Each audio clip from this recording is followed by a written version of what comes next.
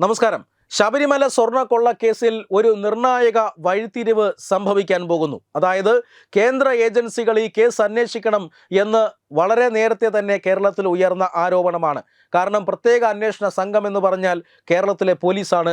കേരളത്തിലെ പോലീസ് പിണറായി വിജയൻ്റെ കീഴിലുള്ള പോലീസാണ്. അതായത് ശബരിമലയിൽ സ്വർണം കട്ടതിനു പിന്നിൽ ഉന്നത രാഷ്ട്രീയക്കാരുണ്ട് എന്ന് ഇതിനോടകം തന്നെ വ്യക്തമാക്കി കഴിഞ്ഞു.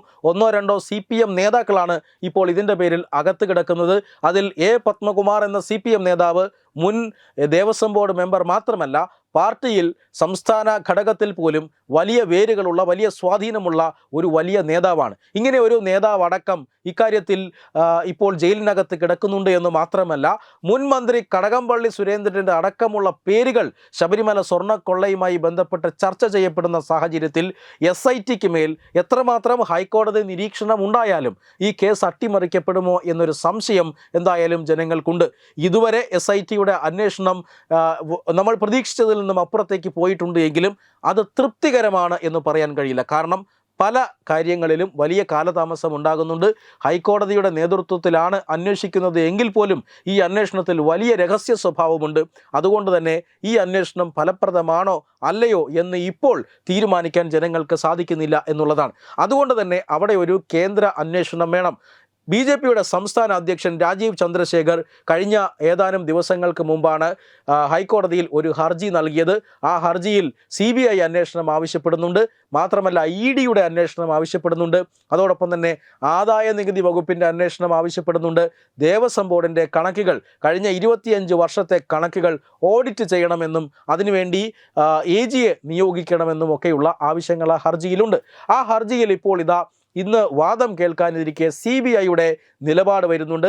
അതായത് ഹൈക്കോടതി നിർദ്ദേശിക്കുകയാണ് എങ്കിൽ ശബരിമല സ്വർണ്ണക്കൊള്ള കേസ് അന്വേഷിക്കാൻ ഞങ്ങൾ തയ്യാറാണ് എന്ന് പറഞ്ഞുകൊണ്ട് CBI ഇപ്പോൾ മുന്നോട്ട് വന്നിരിക്കുകയാണ്.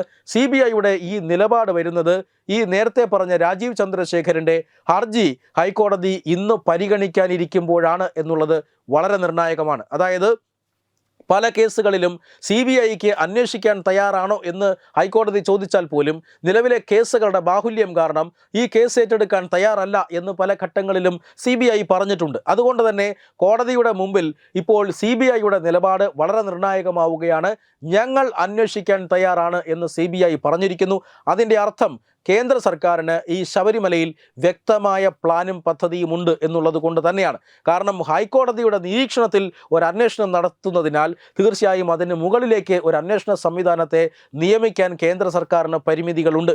ഈ പറയുന്ന CBI പോലെയുള്ള അന്വേഷണങ്ങൾ വരണമെങ്കിൽ ഒന്നുകിൽ സംസ്ഥാന സർക്കാരിൻ്റെ ശുപാർശ വേണം, അല്ലെങ്കിൽ ഹൈക്കോടതിയുടെ ശുപാർശ വേണം.